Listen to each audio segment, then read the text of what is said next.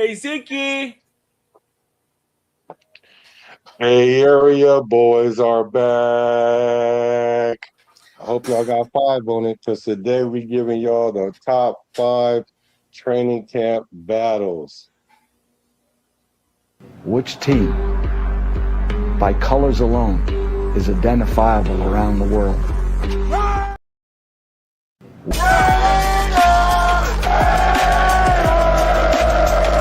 Just win, baby.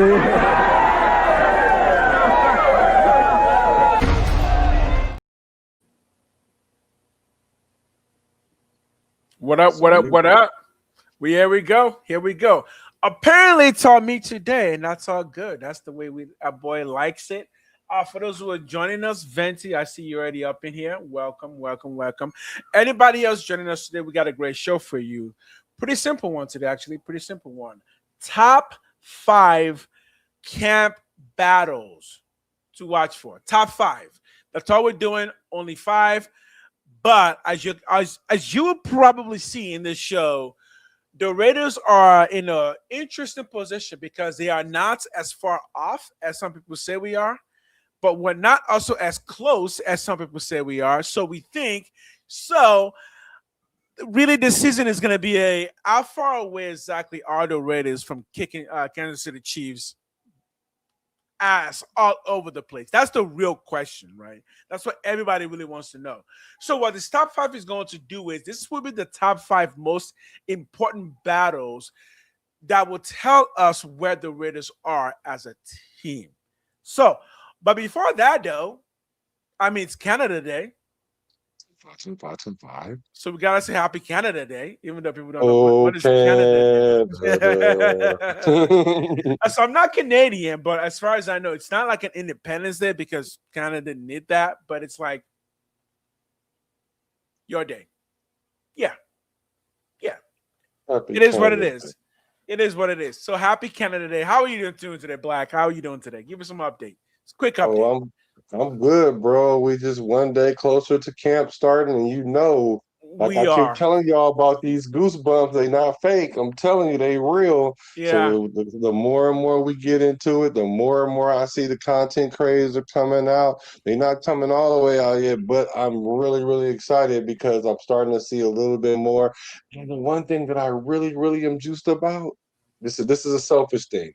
When we first started, like in the off season, and everybody was talking about Mendoza was going to start, and it was a quarterback competition. There's a thing they call polymath or poly something where they do this, where they talk about who.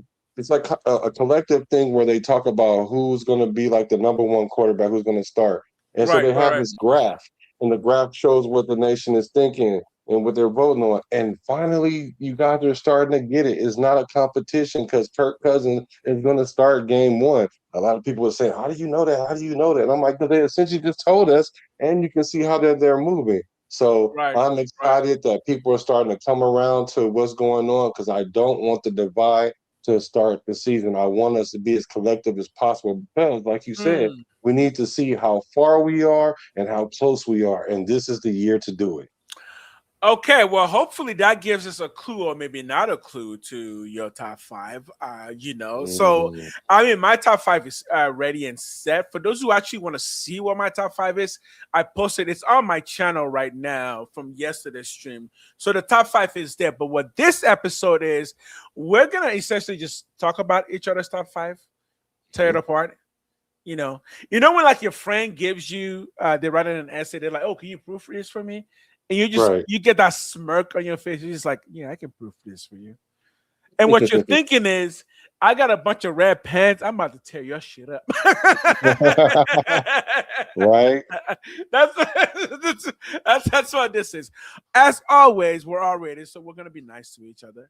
For sure. All right. I'm starting because I'm waiting for people to come in, but then eventually we're gonna just start because it's possible that we're not gonna get a ton of people today, and that's perfectly okay. So eventually I will just go ahead and just start, but I'm stalling a bit. Yeah. Okay. Well, let me show everybody what I was talking about. It's called polymath. Yeah, polymath. Yeah. Yeah. Are you familiar? I am familiar with the concept of polymath. Yeah. Yeah, so In relation polymath.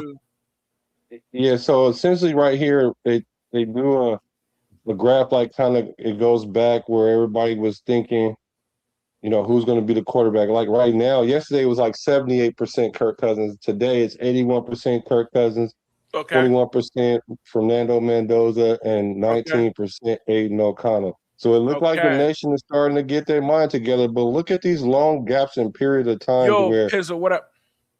people, what's up with Pizzle?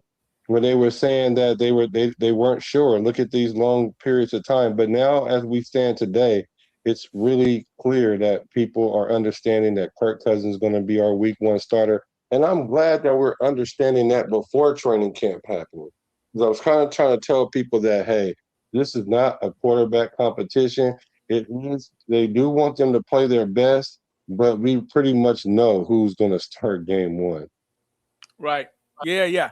I know my camera's messed up. Don't worry, I can fix it easily. But I'm kind of hoping I don't have to because there's something I'm trying to do with my camera. Okay, go ahead. So Yeah, right you here, keep let's see. talking.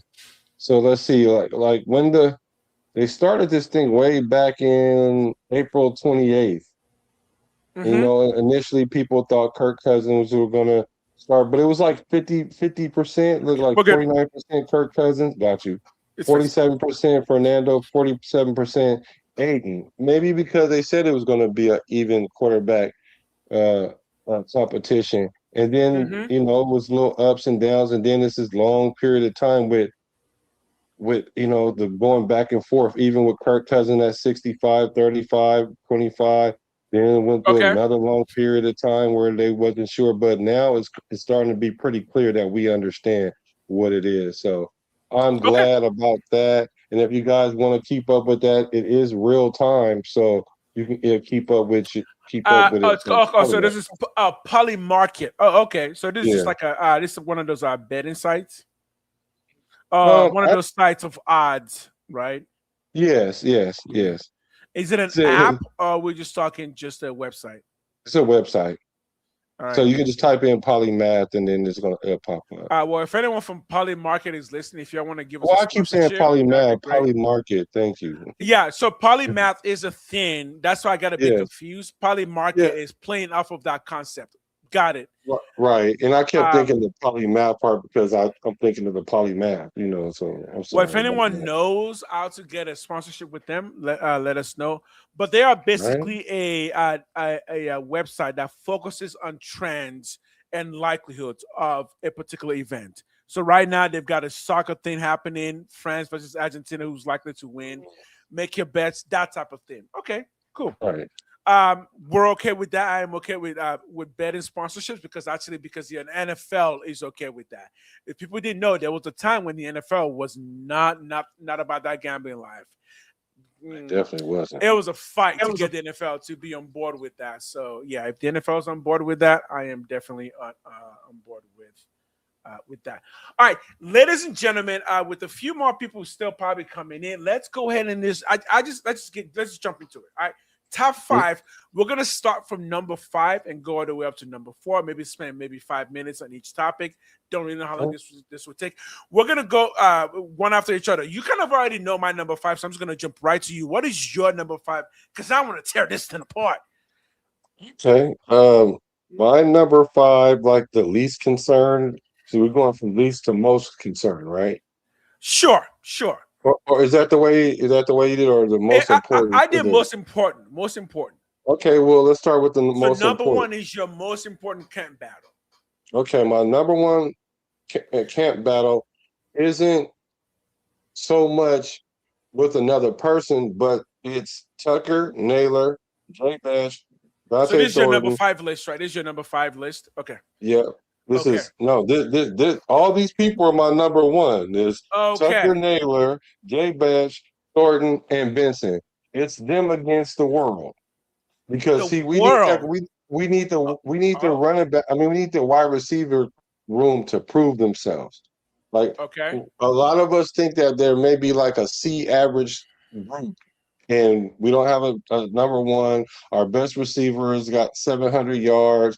We have a lot to prove. A lot of Mm-hmm. people are saying, "Hey, let's see what we have," and so we have to see what we have in camp, starting in camp, because we have no idea how this wide receiver core going to work. We understand that it should work to some degree because of the scheming of Kubiak, but we want to Okay. see how he used these players in particular. So it's not a competition so much for with all of them together against each other, Uh-huh. but to see if they can become one collective group and Okay. do the thing. All right, that's interesting that you went that. So the entire wide receiver group against the world. Okay. Hey, look, I like a little prove it. Just FYI, all of my list are players against players. Well, I want our all of the boys rest of going mine are together. too. The Woo, rest of woo. mine are too, but that was supposed to be like the last one. But since That we're doing it first, that's okay, fine. But cool. all the rest of mine are player versus player, though. What I'll just throw this out there because my number 5, I'll give you my number 5 first, is actually right on the O line at the right tackle position. This is something y'all have been telling me. This is not even come from me because I thought DJ Glaze had it locked down, but y'all have been telling me that no, DJ Glaze does not have it locked down. So I'm gonna listen to y'all and I'm gonna be like, okay, my number 5 top battle of Camden has to be this issue of how is the O line going to get completed? And if the battle is at right tackle, then I'm going to say, yeah, the battle is at right tackle. Personally, I think my boy DJ Glaze is going to give whoever's coming up a little 1-2 with a pull, sure you can. And we're done with that. But y'all are still doubters because he doesn't move well, according to what people say. Yo, up for review. What up, my man? He doesn't move well. The feet are not as quick. I'm like, I don't think he needs that as much. I think the ability to be able to hold his own at the right tackle position will be enough. So who is it competing with? Well, I actually went with the guy that you've been suggesting, which is what's his name? Charles Gant. Charles Grant. Yeah. So that's my number 1 battle that I'm looking for. Charles Grant versus DJ Glaze. For the 3rd year in a row, can DJ Glaze show Raider Nation that, yeah, I am the man of this position. Get this 300-pound dude out of my face. Take him to the other side at left tackle because I got this thing locked down. That's what I'm looking for. You know, and I must admit, it was our conversation that had me really double looking at this and taking a triple take with this because of the size of the player. Because, like you said, weighing 300 pounds, that's not ideal. But I Mm-hmm. just heard so many good things from people who study the O line that said that Grant is more than advertised and he's Yeah. on the come up. And so then I was like, well, let me go look at the tape because Mm-hmm. I generally looked at the tape, but I Mm-hmm. went and actually looked at it and I was like, let's see if he can hold his own or is it something where he get blown off the ball. Right. And as I looked at the tape, it looked like he can hold his own because he has a wrestling background. He's fairly strong. He's great with his hands. His Mm-hmm. footwork is good. So my question was, is he going to get pushed back or can he really hold the line? And Mm. I seen that he appears to hold the line. Now, as far as DJ Glaze, like you said, this is his 3rd year. It's kind of hard to take a person out of their position once they kind of anchored themselves in there.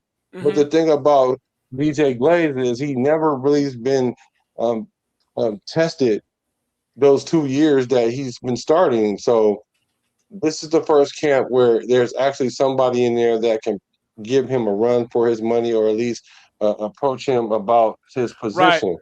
So it's Look. funny because my number 4 is the Mm-hmm. same as your number 5, so we can blend it all together. Oh, okay. So before we do that, give me one quick second.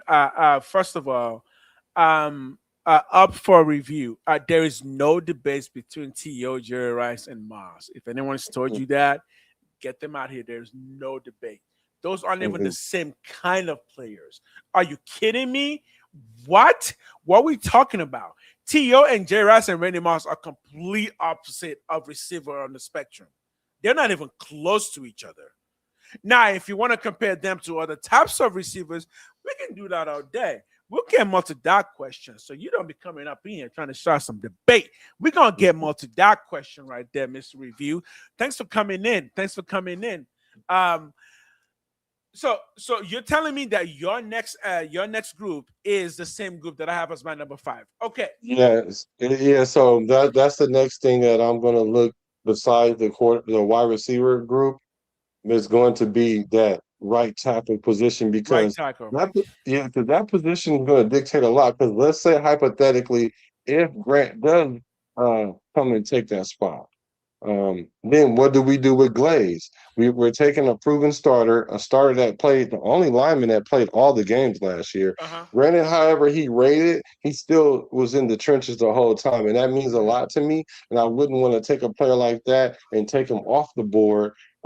Maybe we can shuffle him around, and then if we do that, that would cause other line positions battles to open up because now what do you do with JPJ? He's already kind of like penciled in as the right guard. Okay, But if I'm gonna cut you off right there, brother. I'm gonna cut you off right there. You know you're going too far against my boy here. So let me just ask you this question, and this is for Raider Nation too. Nation, I'm looking at you. For those of you who don't like my boy DJ Glaze, I'm looking at you. So here's the question: does the fact that Clint Kubiak utilizes 12 and 13 personnel, which does have more people coming after the tackle, does that make you feel a little bit better about what you believe to be his weaknesses with his feet? To be honest, I think it's his job to lose. And I mean that would require that Grant come in and just like all the coaches. And then they still have to weigh, hey, this is going to be like a 3rd-year proven starter versus someone that was a rookie last year in his 2nd year. So he might end up being a depth piece. So I'm not necessarily saying that Grant was going to take his position because I did initially feel that way. But then once we had our conversation, I was like, yeah. And plus the way this regime is, it looks like they're going to go with the veterans first, which most coaches do. Even Pete Carroll did that to a degree last year. Except for he did it so much to his detriment. It appears anyway. I'm thinking it's going to be a close battle. But I'm just saying I have my eye on it because I would not be surprised if there is a change made. Because remember we were talking about the zone scheme. Like if Glaze isn't able to move, like I think because like they say his footwork is questionable. Yeah. We'll see. Okay. Before we do that, Eric Rated, thanks for coming in. Yes, I agree. You know what I mean. I ain't gotta say no more. When that time comes, we'll get into that. I agree, and I'll tell you there's exactly a reason why I agree on each one of those standings. Because you know what, one of those two people, I've had this conversation with my best friend way back in high school, while they were both in their prime, and I think I came out on top of that conversation. So you know, answers are answers, but I feel you. I feel you, but I do think we need to understand that last year's offense is not the same as this year's offense. We're kind of just assuming that because DJ Glaze did so bad, quote unquote, last year, that naturally he's ready to get the boot. And I'm like, first of all, last year's offensive line struggled all over the place. That wasn't just a DJ Glaze issue. Secondly, this is a brand new type of offense. Based on my thought process on this, and the fact that technically speaking, the zone defense requires a bit more patience. It's not just about attacking, because you are playing zone. To play a zone properly, you need to know what's coming into those zones. I believe this offensive line scheme is going to require more patience. So I would not write out anybody's abilities based on their quickness of their feet or lack thereof. Again, the guy's been starting for 2 years. You cannot tell me that all of a sudden that counts for nothing. I don't think it does. I think he's still learning because, again, DJ Glazer is one of the youngest offensive lines in the entire NFL. He is our youngest offensive line. In case y'all don't know that, just go look it up. DJ Glazer is the youngest offensive line of the Las Vegas Raiders right now, and he's already started 2 years. I'm not throwing that out the door, so I would not write my boy out. But I'm gonna move on to my next one. So let me move on before, So for my next list, interestingly enough, I think my next two lists are similar, but let me go to my next one. That is linebacker. And I'm not talking middle linebacker. I'm talking the Will and the Sam linebacker. I'm talking who is going to be the next we can count on you linebacker after Nakobe Dean or Quay Walker.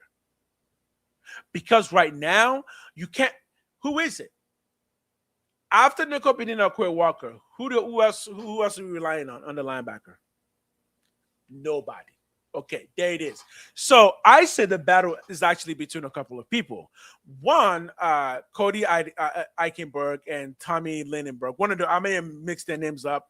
You get the idea. But I'm also going to throw Kean Sloan in there and say, yeah, he's also going to join that battle. And I'm also going to throw Malcolm Koonce in there and be like, you know what? In a 3-4 Malcolm Koonce, guess what? You may thrive in a 3-4. And I would not put that beyond, what's his name again? Leonard? Coach Robbie Leonard. Robbie Leonard. You got it. I would not put that above him to have considered that concept that, yeah, someone like a Malcolm Koonce may work much better coming from a standing up position, or even if it's sitting down, but coming from a much wider angle than a normal 4-3. That due to our personnel being the way that it is, if we can just kind of shift the formation just a bit, we might loosen up what people are able to do and where they're able to line up. So I say there are 4 people right now competing for that Will and Sam linebacker. And I think it makes sense because there's plenty of defensive linemen that we already have. So, thoughts on that? I don't know. I think we're just up a creek with no paddle. Because I think our linebacking core is already going to be suspect, like, to me. And so, and it's not because so much of the injury thing, it's because we don't have the depth. Okay. And that's the problem. Okay, so I don't want you to run away with that concept of not having depth, because that is the point. Like, the depth is the competition. So who do you think is going to emerge out of that group as the leader outside of Dean and Quay Walker? Okay, got you. Yeah. Well, one of those Bergs is a special teams player, and the other one has played linebacker. Okay. So whichever one that's always on special teams, he's going to stay on special teams. And whoever the other Eichenberg or the Berg that wasn't playing special teams that had, and he'll be the one that come out on top. And I would like to see him get some rotational play, because the thing about it is you don't know what you have in a player until the real game is going on and the lights is on and the real bullets are flying. So I would like to see him get some reps in game action. There is some linebackers that's on our roster that's in the camp. I don't know who they are. I'm not about to look them up. Well, I looked earlier and I didn't recognize a couple of them. Let me throw in a question at you real quick. Can I throw in a question at you in the midst of this? I'm just going to ask you a quick question. You don't seem, and this is the question, you don't seem enthused about our linebacker group at all. I'm not. Okay. I'm not. Okay, so you're pretty nervous about it. I'm not nervous about it. I'm just apprehensive, because if we were going to go for a 3-4 defense, which is predicated on our linebacker play, I know that we're playing with the rent money. We're in the casino with the rent money, because because if we lose it, we're gonna walk out with that buck face. You ever had that buck face when you were shooting dice and then you lose all your money and you got that look on your face because you got bucked? That's how we gonna look if even one of our linebackers get hurt and we relying on our debt. So I'm like, well, there goes our defense for the year, pretty much. I feel you. But But you did say something about we can switch to a 4-3, which would be helpful. Right, But I'm right. just saying that's just go. That's like going from the crap table to the slot machine. Now we trying to any kind of thing to try to win. So Well, I'm I'm just just thinking I'm kind going of to stop you apprehensive. there right there. I'm just thinking I'm going to stop you right there because you're depressing the fans. My goodness. Nothing you just said had hope. You were just like, there is no hope. It is No, I'm done. not. It's pandemonium. All right. So let's your boy bring in a different kind of energy. I get what you're saying. I get it. But I also don't put it past a coach to already know the things that we already know and to invest in those things. And I think one of those Bergs is going to come out of this as a potential leader in the off-ball positions there. But again, when you look at the positions that we have in some of those sizes, even though looking at size is not really a thing that a lot of fans do, just know that a lot of coaches do things like that. And I'm telling you, having a someone like Malcolm Coons who's 240 might be a good incentive for Rob Leonard. Oh man, I'll get it one day to say, hey, what if we switch this position around a bit? That gives us more flexibility on where our players are coming from. And we've said this before. The 3-4 is particularly meant to address the linebackers and what you're able to do with them. And you would not really switch to a 3-4 unless you have the kind of linebacker core that's pretty hybrid. The biggest thing about playing Will or Sam is actually your speed and the ability to get across the other field, right? Because the Will and the Sam are generally going to be so far away from the ball, because most of the game, the football is going to go either the right side or the left side and also the middle. But again, you get the idea that if you're going, the ball will mostly go against one side of the Will or the Sam. So a lot of speed is required to get there. And right now, when I look at our linebacker core, I think we got a lot of speed on it. You know what I'm saying? Yeah, I think we do have the speed there. Yeah. We do, and I think we're gonna look good at that linebacker position early on. Okay. I do. Early on. I'm not So you're talking like totally no adverse. depth. Okay. Yeah. So you're saying we just have no depth. Yeah. And I guess if you're gonna switch to a 3-4, you would need more depth. But again, I think that's when you get someone like a CN Sloan, who I believe was drafted to handle those. And I do believe we also picked up a few people from UDFA. But we're gonna move on to the next. Yeah, we can move on. I just have one quick question though, because like we run a 3-4, like we barely got 4 linebackers. So that's what I'm saying. Like that's what concerns me, because in a 3-4 you need 4 linebackers. Right. It's true enough. You can probably use Kuntz in that situation, but the reason why we have Kuntz is to get to the quarterback. Here's what I said to the linebackers, and I've hinted at it before. I think when you look at our roster, especially the 230 something to 245 size group, I think you realize, oh, wait a minute, we actually may have more linebacker prototypes than we've been thinking about. Again, Malcolm Coons in the 3-4 makes a really good Will or Sam linebacker. He's only like 6'3". He's not too tall, so he doesn't play middle linebacker. Again, if we're theory crafting, how do you turn a franchise around? Part of that is looking at your looking at your player base and saying, look, Malcolm Coons is good at rushing, but it's been injured too much for us to kind of really utilize him. What happens when we make him come from a different part of the field, maybe a little bit wider out? Can we alleviate some of those injury potentials or some of the fights that he has to do just so he can get to the quarterback? And if you're not blitzing him, he's got enough speed to pull back in coverage. You may have to teach him how to do some of that because he hasn't done it in a while, but he also has enough speed to get across the field. I think that's the logic of trying to build that linebacker core. And then you kind of just you anchor that down with 2 veterans who are natural linebackers who know what they're doing and have been proven both in college and the NFL to mentor the rest. I think that's the logic there. Yeah, and just to clear it up, it's Cody Lindenberg. He's the special team player. Yeah. And Tommy Eichenberg is the linebacker that plays. And when you look at Tommy, Tommy looks like He can be something. He Yeah. looks the part. I'm just gonna say that he looks the part, right? Yes. Yes. Okay. Uh, So my next one. So my Yo, next. Silver and Black Lounge, what up, my man? Give me a second. Let's say just two more people. If anybody else wants to comment on anything we're saying, I know there's a couple of you in here. As you come in, please keep commenting. Ask questions. We will answer your question. Max returns but a wrinkle in the. No, that is not a wrinkle. That is not a wrinkle. That is not a wrinkle.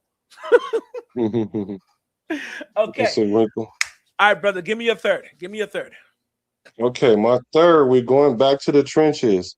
Back to the trenches. I am too, It's actually. Spencer Burford and Caleb Rogers. I'm going with the Burford because when we picked Burford, it was a pick that it was a solid pick at the time because we didn't have any linemen, so we knew we needed to fix the trenches, and so a veteran that we can pick up that knew the scheme, and so at the least that we could go with him and start with him. But I'm hearing Caleb Rogers is trending up so much. They were comparing him to JPJ, which I thought was ludicrous. But he can challenge for that left guard position against your audio is Burford. messing up, but it's okay. We can still kind of hear, but it's peaking. Yeah, it just started doing it. But I think that Caleb Rogers is going to be Okay. up for it. Okay, well, while you figure that out, I'm going to throw another one because my next one is also in the trenches, and we're also going in the same position. But here's where I started that conversation. You ready for this? Well, why are we starting at Spencer Burford? I'm actually starting that conversation at Jordan Meredith because it's technically Jordan Meredith's jobs to lose. Now, if you're suggesting that Jordan Meredith has already lost that job, fine, that's a conversation in itself. But I think the camp battle is specifically that left guard battle. But I think the battle is between Burford, Meredith, and Rogers. And in some cases, the only reason I don't put Trey Zune on that list is because he's a rookie. So my logic with Trey Zune is he's a rookie. He's not going to get more burned than a second year pro in that position, unless he really is the second coming of the next great guard. But the battle that's between Jordan Meredith, Burford, and Charles Rogers and Caleb Rogers, and I would not throw Jordan Meredith out of that position quite yet, because logic, man, remember he is naturally a guard. He played the center position last year because he was the best person for that position, but he is a guard, and he is a several year veteran who's been in the league for a long time. So I would not throw him out of that. Thoughts on that? Well, I agree. Like what they say. Yo, what up, Natty? What they say. Experience is important. Mm-hmm. Hold on, y'all. Experience is important, and so with the experience, you it's harder to fool you, and you know what to do. And Caleb Rogers, he has to prove a lot in order to take that position because he didn't do particularly well last year, but that was a limited role. And we're going to see how that is in camp. And that's why I have my eye on him in camp, because if he can make a jump, I think that left guard position is up for grabs. Because like you said, it should be Meredith's to lose because he did that line of favor by going to center, a favor, so to speak, because he knew the scheme a little bit better than JPJ allegedly. And so now he should have been able to go back to guard, but it seems like they've already kind of, wiped him out of that position. So it's a who's at that position, I think. So you think Meredith is pretty much out of that position already? I don't know. I won't count him out. I won't count him. I won't count him out. At his age of 28, he can still have a very good, even potentially 8 years NFL career as a backup. And Jordan Meredith is the kind of person where you actually do want to have him as a backup because he does cover at least two really critical positions. Even if he's not the best at them, Jordan Meredith is the backup for Linderbaum. I know some people don't like that, but it's like, wait, what are you talking about? He played center last year. Guys, I don't think so. I don't think so in this regime. In this regime, I don't think, because we've seen what Jordan Meredith did at center, and he didn't play well at center at all. And as a backup, You don't think he's good enough as a backup? No, because JP. Well, see, Wow. the thing about it is, it's going to be tough because I think JPJ is a better center. Although I wouldn't necessarily have him play center, but if something, God forbid, knock on wood, if you with me, if something was to happen to Linderbaum, You would prefer I JPJ. think JPJ would be the guy to put there. And not to mention, I don't know if you guys have paid attention, but they've changed JPJ's position on the website from just guard to guard and center, like it should have been the whole time. Okay. Here's the question, though. Do you think that JPJ understands how to read defenses pre-snap enough to take over for somebody like it? Absolutely. I'm asking you. You're Absolutely. the JPJ fan. All right. All I see is a kid who runs into everything and gets injured. That's all I see. I can show you clips, and I'm just like, yo, JPJ, dude, you didn't have to jump, bro. You didn't. Why are you not trying to do a somersault on the football field, brother? JPJ, stop it. Stop it. I'd rather you do that. I'd rather you do that than act like that you helping combo block somebody while your man run through the hole and you try to put your hand on him as he run by. I'd rather have my lineman. I'd rather have my lineman do a front flip trying to kill somebody than avoid. Here's my contradiction. Here's my contradiction for that. But y'all keep saying that the problem of the O-line was Brandon Carroll's son. So why do you blame Jordan Meredith so much for being so confused? He's supposed to be the smart guy. He's supposed to be the smart guy in the room. Chip Kelly was confused. What are you gonna do? That's been my argument the whole time. So I agree with you. But when you actually blocking somebody in there, you're getting blown off the ball. That has nothing to do with the coaches. That has everything to do with your heart. So and your weight and your size and your footwork and your technique. So I think that if the head office or the coaching staff wouldn't play head games with JPJ, then you wouldn't see him crash out. Because the only time you see him crash out is when he's trying to overly prove himself. Because no different than when the center went down and JPJ game there had to fight AP to be like, look, bro, I'm a good center. I won this award in college. I know how to play it. Either you're gonna put me in here or we're gonna fight. I love that. Well, I mean, I still don't think Jeff is a good center, but that's besides the point. That's besides the point, right? Okay, so what I basically got from this conversation is that outside of a few positions, only 2 positions, maybe 3, there's a big battle happening on the O-line. Because if we're being honest, the O-line might actually be the most important battle this training camp. Even though we play for Lindenbaum, it actually still may be the most important battle because we're not just talking about starters. We're talking about quality depth backups.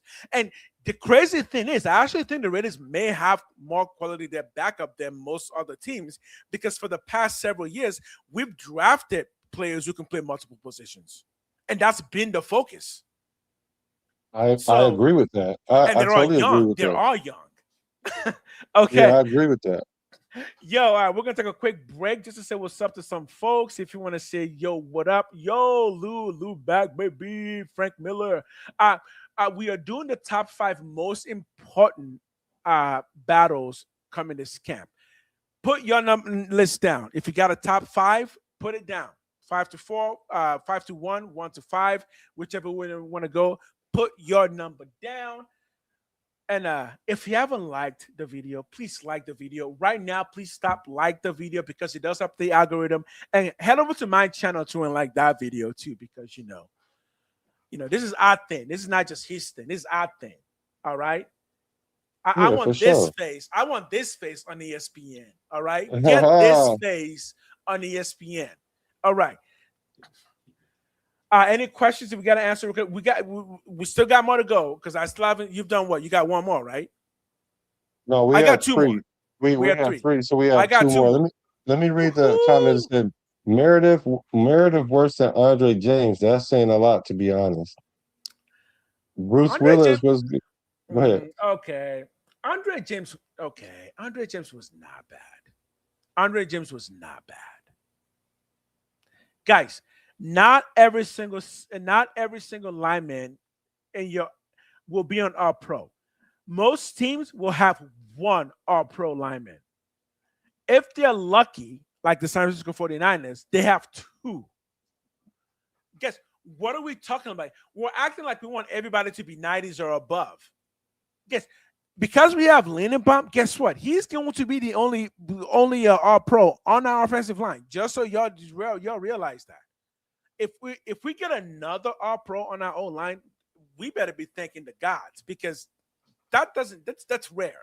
So leave our big boys alone.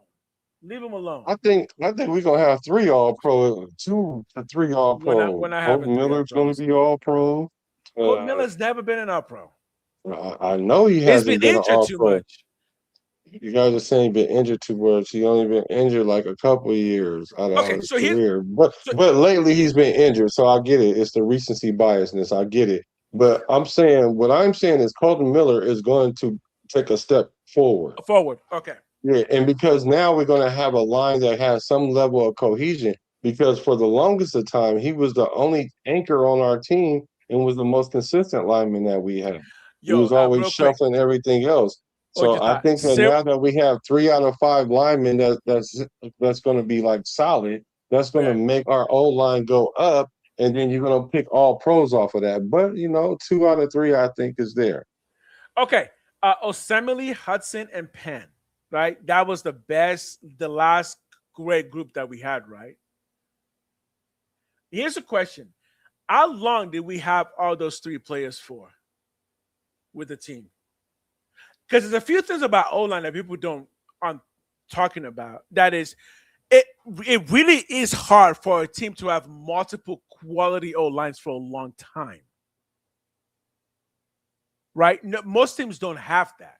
So when you see guys who are rated like 60 something, it's like that's still bottom of the O-line group, right? In the NFL. You still with me? Are you looking at the Yeah, I hear you. Yeah. So I think if we have 2 All-Pros, we'll be lucky. Now, right now, I think we could in Lindenbaum and Miller. I think we'll be lucky to get 2 All-Pros. The chances of getting 3 All-Pros is much harder because remember, the more quality players you have, the more teams are going to go to the other side. So at the end of the day, if everyone in your O-line is good, teams are just going to attack the person who was the least good. So yeah, but if you can get 2, 3, 1 All-Pro and 2 good quality, that's generally all you need for a good O-line. So again, DJ Glaze, he gave up 10 sacks. Yeah, understood, but his partner wasn't there the entire season, and there's a lot to be said for being good enough in the NFL with a great player. And now we have that great player in Lindenbaum. So. Oh yeah, I forgot DJ Glaze gave up all them sacks last year, but I don't want to hold it all against him because we did have some discrepancies on the whole. Oh, Lou, yeah, we're not getting into this again, Lou. Yeah, that ain't happening. Who you got next? Who I got next? So my next 2, my 2 and 1 are gonna obviously they're gonna be skill positions. My number 2 is the wide receiver, and here's how I did that. I'm not so much worried about who's going to be the X receiver. I think the actual battle of wide receiver to me is between what's his face, Jack Bash and Trey Tucker. And what I mean by that is who's going to be more impactful for the Raiders coming this season. We know what Brock Bauer can do. We know what Trey Tucker can somewhat do. So if Trey Tucker takes that game to the next level, he will be impactful. We saw what Jack Bash did last year. It wasn't great. So who can be more impactful of those 2 for the Raiders this coming season? Meaning, will Trey Tucker get 1,000 yards and that will equal more? Or will Jack Bash bump his status up to, say, 600 to 500 yards and maybe 5 touchdowns? I don't think he's going to be a high touchdown guy unless he scores in the red zone. Yeah, Jay Bash. I think he's not going to have Yeah, unless he's more of a possession receiver. Like I would count how many first downs he gets for us than touchdowns. I do think he's going to have a better season this year. I think he'll go from like the 225 mark or wherever he is, somewhere in there, to like the 400.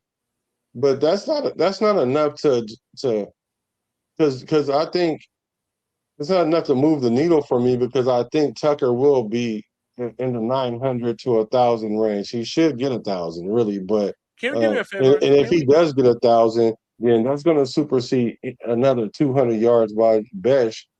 So I'm looking at that as well. I'm looking to see how we're led in that wide receiver room because there has to be an obvious leader, whether it's statistically or not. There has to be a leader in there, and the leader Right. that's there now is Tucker.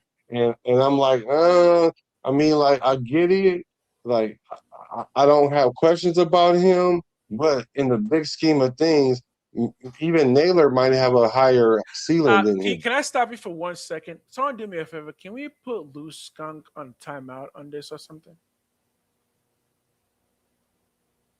I What don't want to happened? ban them. Can we put him? How do you time out people? Let's just shut him up for a bit. Okay, I got you. I think he's got dogs to go walk. Yeah, just go walk those dogs. Then I'm gonna let you. Then I'm gonna let you continue.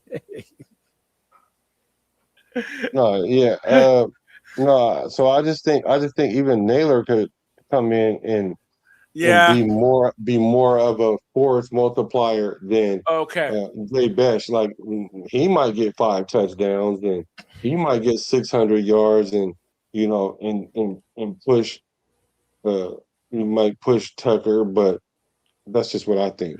Y'all keep saying don't sleep on Naylor, and I'm like, I don't get it. I've already slept. I was never awake on him.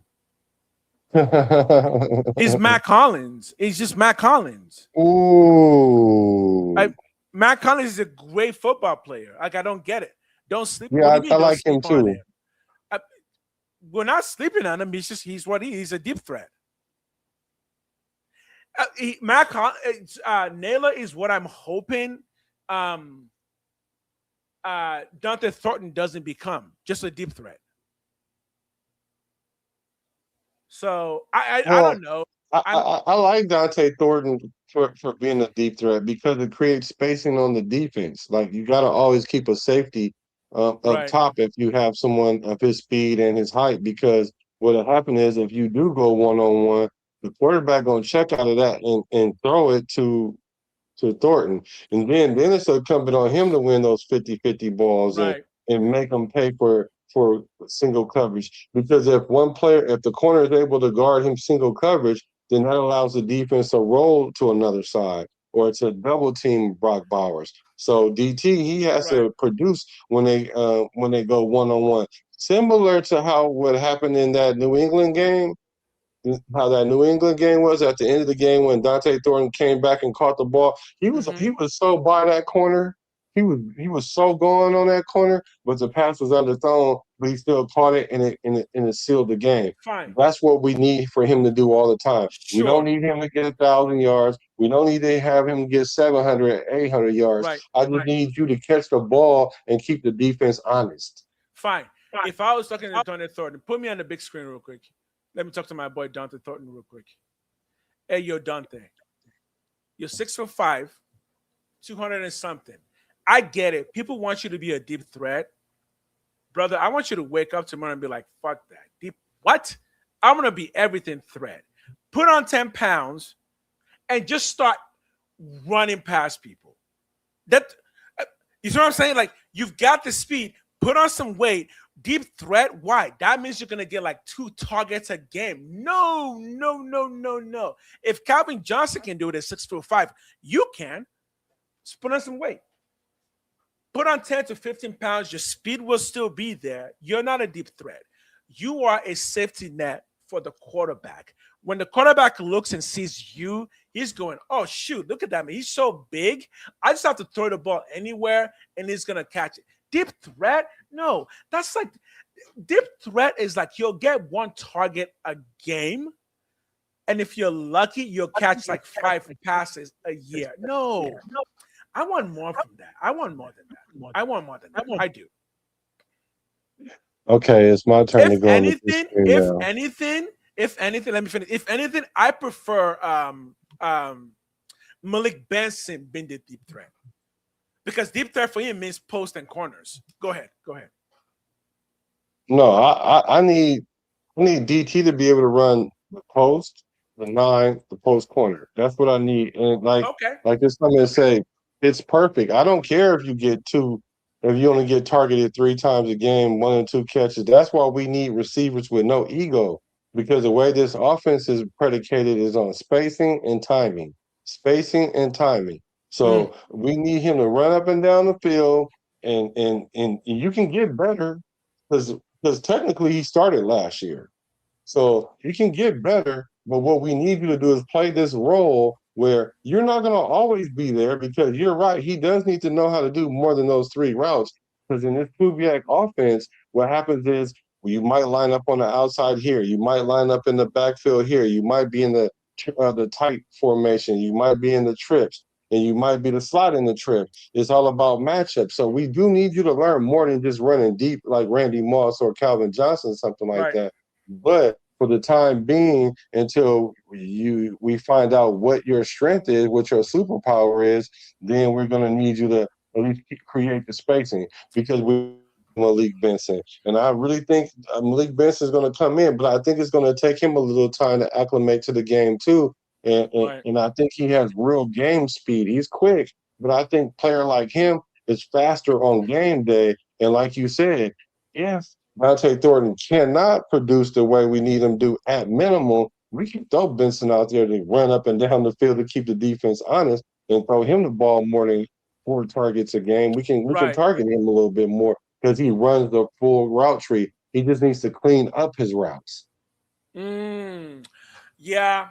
I I do not. This is just me. I don't like deep threat receivers. I think it's just a nonsense statement.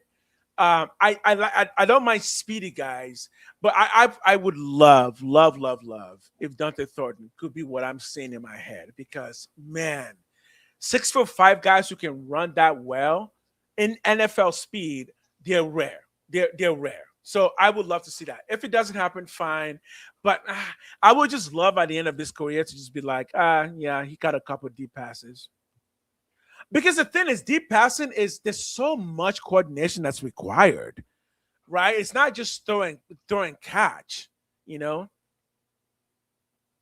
Yeah, desire effort. I have not seen that either, and a part of me wonders if it's the reason is because he still has a really skinny frame. I think as he puts on more muscle, I'm hoping he gains more confidence in realizing that yeah, my body is big and I can use that to create spacing. So Yeah, well, he started last year, so he showed something, and mhm.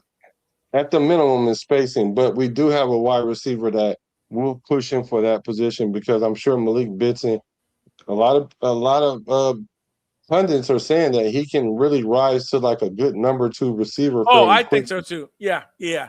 Because Yeah, when I look at his tape, I'm like, oh yeah, he needs to fix just one little thing because he ran track. He just needs to shorten his feet up a bit more to create quicker stops for making those exactly, good cuts. And I think he can be again because my comp for him was Antonio Brown, who was that's picked in the big. 6th round, same size, kind of the same speed. That if you watch Antonio Brown, what made him great was his quick fitness. If Malik Benson can get that, oh yeah, yeah, the sky's the limit. But I'm not riding away. I'm not riding off my boy uh Thornton because again, with him, I really just think it's size. You just got to get a little bit bigger so you can use your body more.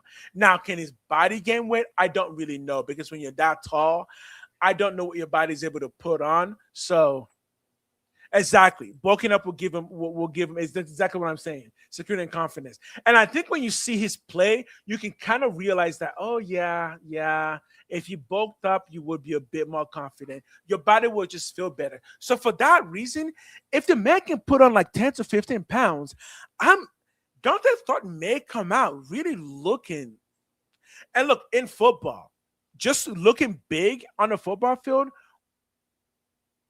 Thanks for that. Will make more people look at you. It will make the quarterback see you more often. if you're just bigger than everybody else on the field.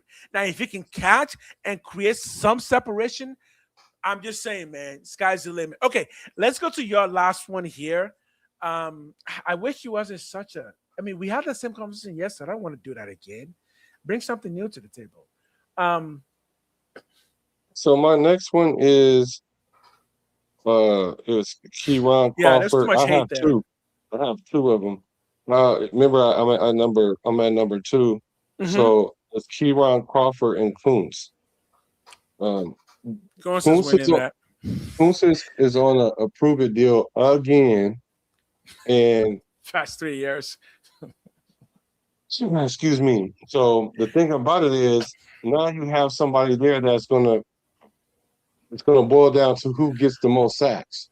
Now, like I was saying before, if they work in tandem, and then if in tandem they can end up with 15 sacks, like because Kuntz gets blocked, and then that opens up for mental reps, Keyron Crawford to come around their edge and make plays, then I have a little bit grace for him. And the same with Keyron. If they get the blocking him, then Kuntz, you need to show up. Max Crosby is your boy, and you keep getting these deals, and this is the last chance you're going to get, whether it's going to be with us or anybody else. Or was doing well financially. Was those 6 games just a fluke, or what? What are we talking about?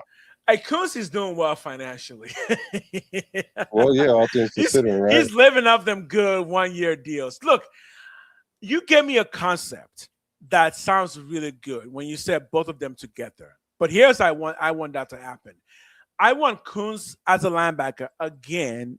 In this case, a Sam backer, and I want Keyron Crawford to be again. But Keyron Crawford is not going to start, right? Because that's going to be Kwity Paye that's doing that. Kwity Paye is not competing. Kwity Paye is a good player. He's already starting. But if I think Keyron Crawford is going to beat out Malcolm Kuntz.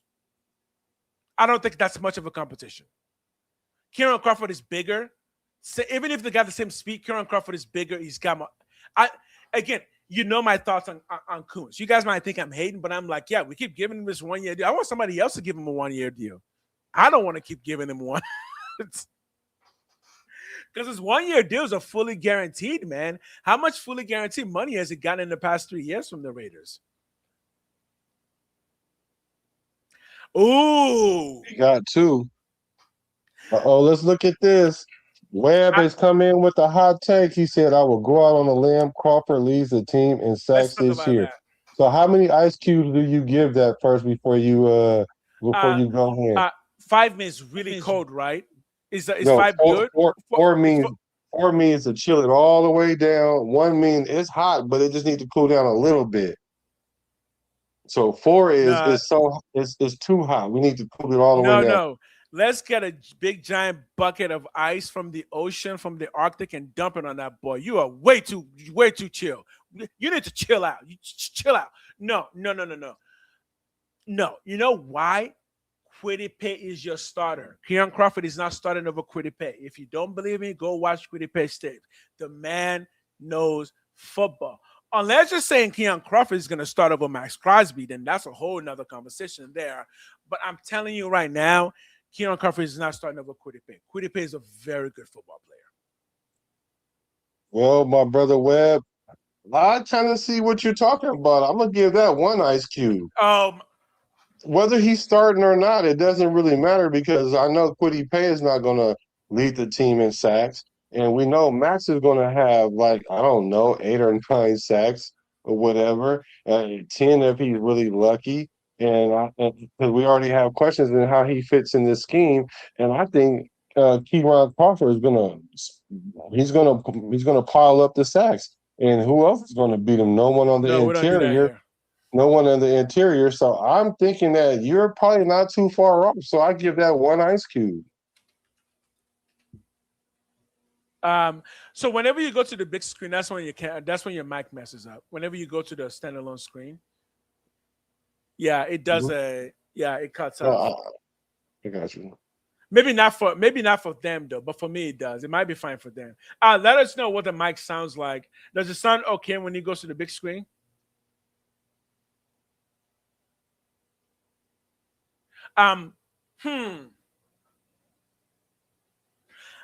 I really like honestly, y'all really think Keon Crawford is going to start year one and lead the team in sacks? Because if that's the case, then we got a potential Hall of Fame on our hands. I mean, it's been done before. Speaking of, it's been done before. What's his name? Who just died? One of my favorite edge of all time. What's his name from the Niners? Arden Smith, who also played for us. I mean, he did something like that in his first year as a rookie, just broke all the records. But Keon Crawford didn't start playing football till senior year in high school. I don't think the technique is there. What they say, don't sweat the technique, man. Okay. Okay. Look, if that happens, I'm happy with that. But trust me, especially in a 3-4 defense, I think Kwity Paye Lim. I think Kwity Paye will be the sack leader for the team. Yeah. So what do you guys think in the chat? Do you think that's and it's not Chucky Heads? I don't know. What is that? Like, what's that? That's Mitchell Chuck, Rentz? it was his old thing. It Chucky was the Head, one yeah. I before mean, he started doing whatever. the new thing. Yeah. Chucky ain't here no more, so that's already Yeah, antiquated. Chucky So definitely ain't we're here no doing more. ice cubes over here, ice cubes. You feel me? So what do you guys Who think? Is is that the so? Ice Cube is the leader of the Black Hole Society, right? He's still the president of the Black Hole Society. I don't know, self-appointed, but anyway. Yeah. Because one I like him either. because we forgot he said stop giving juice to the Raiders because Al Davis never paid us. Like, why would Al Davis pay you when they was already big before? They're bigger than NWA, sir. So I don't even know why you even went there. But what do you guys give Webb's take? Do you think we need to cool it all the way down with 4 ice cubes? Do you think it's halfway possible 2 ice cubes? Or maybe just Okay, one like me. So let put me it in the address chat. a point. Let me address a point here. Somebody says starting or not, Weber. I'm gonna address this point, Weber. Down action, third down, because that's where the sacks is. That's what I don't want for Crawford, though, man. That's what I don't want for him to be a third down like sack person. I don't want that. Yeah, I don't want that. That's Yannick Ngakoue. I don't want that.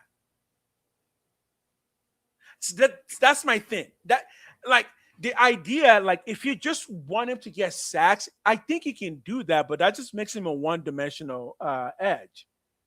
I want him to stop the run. I want him to get. I want him to be Will Anderson Jr. That's what I'm hoping he becomes. Well, give it some time. Because, like you just said, like he just really starting to pick up the game. So Right. let's learn how to do one thing well. Like, yes, we will need you to be in coverage. I agree. We need you to be multifaceted, but we don't need Okay. you.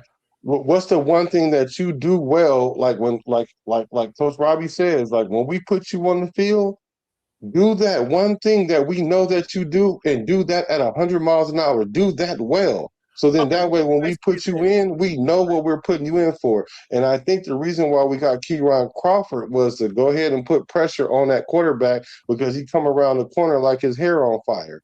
So now maybe next year he'll develop a little bit more so that way we can drop him into coverage because he Right. could be that outside linebacker, that will linebacker, or even the Sam linebacker Right.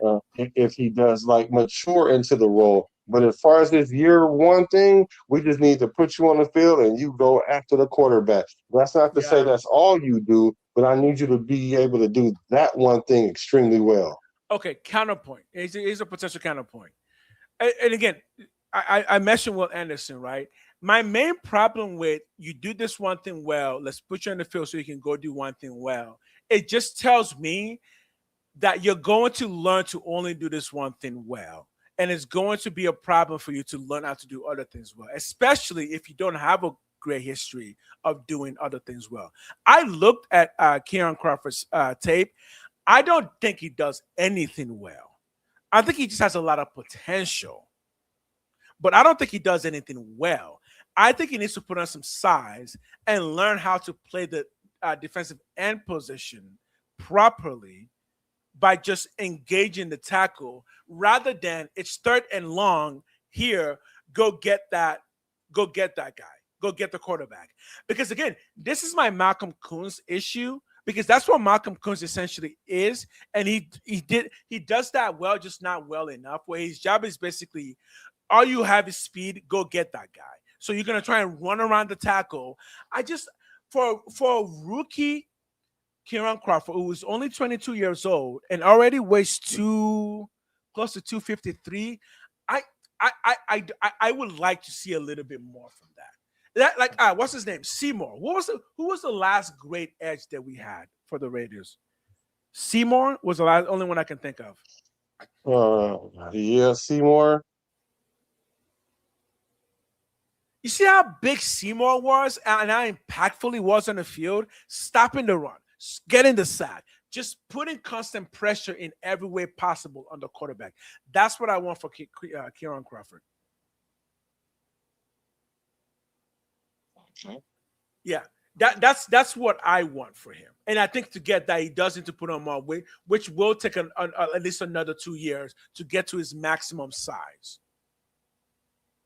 Seal Moore. I liked Seal Moore till he just became not very good. I don't know what happened with him. He just did not work out at all. Let's see. Read this one right here. Oh, hold on. Read this comment right here. Can you? Yo, what's good, fam? I agree. A solid run attack that forces linebackers, DBs to stop number 2 and number 30, then hit them with the play action rollout. Somebody came up a bit on the fake TD. All right, let me try and break this down. A solid run attack. So he's talking offense to force the linebackers to stop and then hit them with the play action.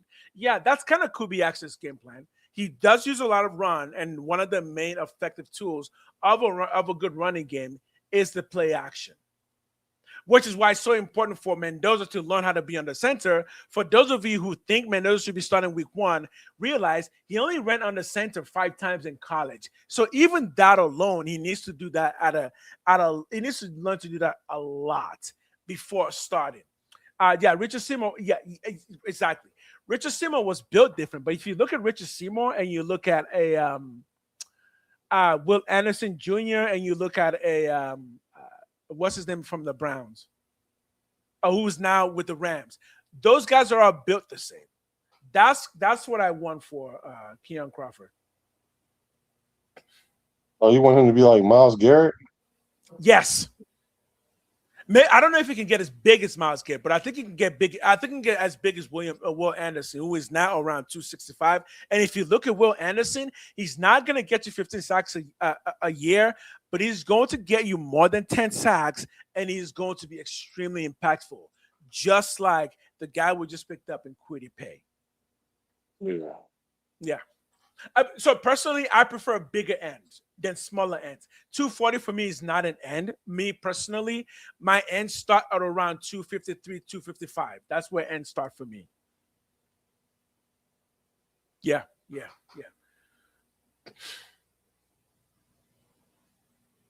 Bruce Willis says, but his mentality on the field was just different. He was an old school style player. He just didn't give a F. Yeah, Richard Seymour is pretty much built like a Myles Garrett, where they're big enough to like make him a defensive tackle, but they have so much burst, you put him on end and just destroy the tackle. If you look at Myles Garrett, you can see why he's just unstoppable. He's so big, and with just enough burst, the guy's just, you can't stop the guy. Right?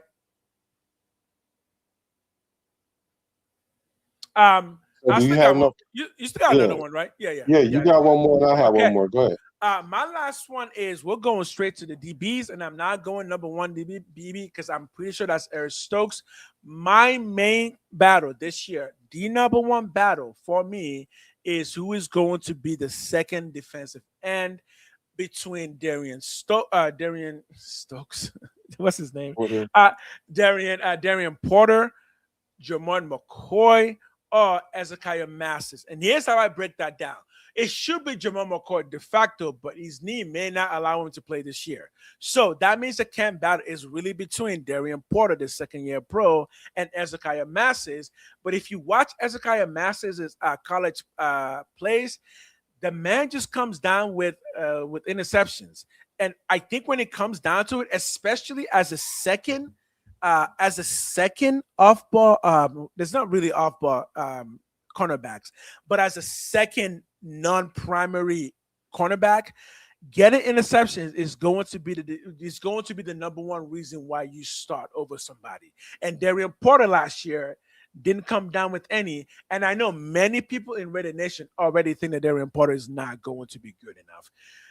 And I'm telling you, keep an eye on Ezekiel Masses. His ability to get takeaways is something special. Yeah, we're going to need our corners to be able to take away. And from what I understand, we're going to start playing man coverage. I definitely think that McCoy is going to be able to play this year. Definitely. If you guys want to know more about his injury, go look on my page. I did a video with Dr. Johnson, like world-renowned doctor, gave an idea of what his injury actually is, based on the information that he have.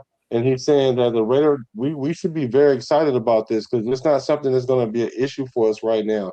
I would like for us to bring him on slowly, though, because he has to get back into game speed because he didn't play for a full year.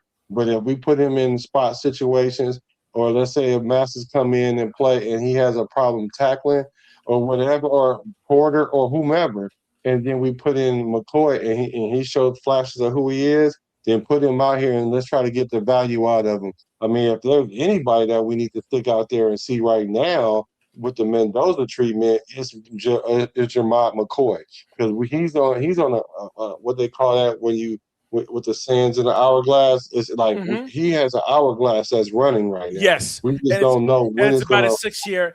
Based on what I've heard, it's about a 6 year. It's like 6 years you're completely done, or 3 years and you may need another major surgery to kind of. Because here's the thing: if he's 100% good to go now, and that it may not be in the future, he becomes maybe the best cornerback that we have on the team. Period. In terms of his ability to play the position, based on the film that I saw, even in college, he was like, "Oh yeah, no, this guy knows it. He knows how to play edge." And I'm telling you right now, he is the perfect size for a corner. He's perfect. Like, he looks like he can take down a running back, which is kind of what you need for an outside edge. So he would not be a slot edge. That's not edge. A slot corner. He's a pure outside corner. I would still like to see more in that battle because I'm not giving up on Darian Porter yet, because he was also showing flashes in college, and that's why he got drafted, right? So he's still learning the position, and I think there's still something there. Yeah, no, I do understand. I do agree with what you're saying. That's going to be a tight position battle because it is wide open, and we do have a lot of corners that really, really could play that position. Like, and they're ball hawks. So that's the one thing I do like. Right. And for a team that's known for having some of the best corners in all of the NFL, we don't really have them right now. We don't have a Charles Woodson and Eric Allen. Who was the last good corner we had? Nnamdi Asomugha? Yeah. Oh, Nnamdi was good. I think Nnamdi was the last one we had. The last two, I think Nnamdi was kind of overrated, but I know that's not popular. That's a whole nother conversation. Nnamdi I may was not cool. disagree. He was a system corner. He was cool, but then when he went to the Eagles, then he got exposed because he was a cover corner versus he couldn't play man a lot. So, and I think that's how you make your name as a corner, is the ability to play man. Play man. Well, I can tell you right now, McCoy can play man. Yeah, right. He knows how to do that. The one person I'm not so sure is good at man is actually Darian Porter, because again, I didn't see a lot of using of his bodies to take away those gaps from receivers. Oh, you want to see if Seymour was the biggest edge rusher out there? Okay, I'll look that up too. But let's go to my number one, which is still in the DB room, right? But it's going to be on the back end though. It's going to be Polamalu and Dalton Johnson. Okay. Polamalu is in his last year of his contract. I love this guy. I hope we really re-sign him this year.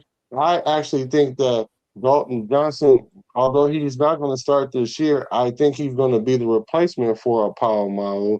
and Chin for that matter. Wait, 'Cause, isn't Palomar rated wasn't he rated the worst safety last year? I don't know. He may have been, but he was playing Hey, out of don't. position. I'm just He saying was you playing talking out of about my position. boy Glaze because he's so rated so badly. Let's talk about your boy Palomar getting rated so badly. If you're gonna throw somebody in the trash, Hey, let's start you a having that Bay boy conversation. for real, huh? Your I memory forget is long, nothing. huh? I Right, forget 'cause memory nothing. is- I hold a grudge right here. He was like, you better not. If you can throw out that PFF, let's throw out that PFF. What does that say Yeah, about your let me boy? look at it. Yeah,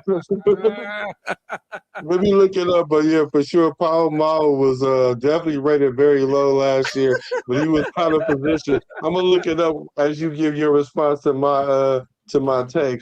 But the thing about Dalton Johnson is he can play box safety, he can play free safety, and he Right. can play nickel, and he's more natural at it than Paul Mao. Now, Okay. the question is, Paul Mao and Jeremy Chin is kind of like the same player. And so now essentially Paul Mao's got to take a step back because he was a starter. And now that Mm. he was so solid, that's going to be a competition within itself because they both had 100 tackles last year at the safety Mm. position, but it's going to be tight for him. And I just see Dalton Johnson kind of competing for that position. Oh, so I saw this recently that I remember somebody on my stream, somebody asked me, where do I think defensive tricks are coming from? It's actually Vente. Where do I think defensive tricks are coming from, trick plays? And I said they're coming from the nickel position with the linebacker slash nickel cornerback situation. Okay, so what we're finding out is that a lot of teams are starting to use what they call a big nickel. So using a safety size player, a safety to essentially play that big nickel. When you put that into this concept, I think here's what I think. I'm not sure it's as much of a battle there as we're thinking that it is. I think all of them may actually just play about the same amount of time. How's that? You know what? That's an excellent point because I've been telling people this whole time that we should not be looking at necessarily the starters, but we need to look Exactly. at who thrives in what package. In what Because package? if you're because there's going to be times that we have three corners out there. There's going to be Uh-huh. times where we're going to have a dime package out there. Are you going to be one of those corners or because let's not forget we got Teron Johnson back there too. So Uh-huh. who's are going to be the best of those guys that give Robbie Leonard the ability to put packages in without there being a Exactly. fall off? And it's hard to game plan for that when you don't know exactly which player is going to be in what position until the play starts or after they line up. And then you can try to make an adjustment, but it's better to have them make adjustments at the line of scrimmage than instead of from the box into the huddle and then Into they the call huddle. the play. You know what I'm saying? To already beat it because they can see who's on the field already. And again, I think once you start considering, if you're gonna think about packages where you just want more speed on the field, a lot of people are using three safeties, especially if you have big safeties, big box safeties. Putting three safeties on the field just gives you more speed, but still the ability to tackle. But I mean, because now strong safeties are getting into like 220, 225, while linebackers are around 240. It took 225 can be brought down the line to make some impact there while still keeping two safeties in the back there, just creating more confusion for the defense, whether for the offense, whether that's using speed as a confusion or just using weird looking packages. So again, between our safeties and even nickel corners, I'm not so sure there's as much of a competition there as much as there is just having more options to put on the field whenever we need to. Yeah, I can hear that. So you ready for Paul Mao's PFF grade? Yeah. Do you have your seatbelt on? Oh, I'm sitting. I'm looking. Okay, Isaiah Palomalo earned a 39.8 overall PFF grade for the 2025 season. He struggled heavily in coverage with a 30.2 grade, but fared slightly better in run defense at 66.5, which only proves that he's a box safety, y'all. I don't want you saying nothing negative about my boy DJ Glaze no more. your DJ Glaze trash talking days are done. If you gonna pull up with some Polymer and he's pulling those kind of numbers, that's all I got, man. That's all I got on that. Man. Look, there's a reason we drafted Dalton Johnson, right? There's a reason we drafted something who was friends with Stooks, and he was right there. We picked him up. Again, if we're going to be talking about what is happening in football and in those positions, having more options in the backfield there is really good, but communication is extremely important because that's how you get blown plays. You know, one thing that pissed me off that I just saw on social media a bit ago? You know what? You saw what Abrams tweeted? Jonathan Abrams? Oh, I'm like, no, not from you. Not from you. You were so bad in coverage. I'm sure even McDaniels was like, come on, dude. If you can't cover, we can't do nothing. No. Let's not shoot the messenger, though, because at least he was telling the truth, though, because you could tell that we was being sabotaged by – I had hopes. The sabotage was definitely in effect because you see how they tried to run Derek Carr. Not try to. They ran Derek Carr up out of here trying to go get another quarterback, and they went to go get AOC. I even followed that man when he was playing Call of Duty as a streamer. Been like, oh, he's going to be the next great safety. Nope. He couldn't cover. Couldn't cover for shit. No, he couldn't. I'm not blaming McDaniels on that. McDaniels prayed you could cover because that will have alleviated some of his pressure. No. I agree with that, but I'm talking about the way he sabotaged the whole team, though. He ripped out the heart out of Raider Nation by doing that because that's probably where a lot of the divide started is when Derek Carr left the organization. I'm gonna say here and say it again. Don't unfollow because that's childish stuff. Justin Daniels made two mistakes. Number one was re-signing Derek Carr. Number two was giving up a first and a second for Devontae Adams. Those were his two biggest mistakes. Why? Brother, why are you coming into a new regime trying to appease the quarterback who has not performed well for 3 years and then giving away your very first pick of your new team? You give that pick away to go get his best friend for him. Wait, we're not paying you to be a Derek Carr coach. We're paying you to win football games. I hope Josh McDaniels gets a third job, and then y'all will see he's a good quarterback. He's a good coach. His problem is trying to appease people. That's his problem, trying to appease people. Well, did nobody even like him? Get Derek Carr out of here right away. Oh, my gosh. You know what? And I love Derek Carr. You know what? Meet me on Saliandro Boulevard, man. Meet me on Saliandro Boulevard, man. Right by the BART station, man. I don't trust nobody to meet them anywhere. Because I don't understand it. Like, we definitely needed Derek Carr was like, you know what? He kept our nation doggy piling, and for us to drown that guy was terrible. Derek Carr wasn't doing nothing, though. We had the conversation over and over.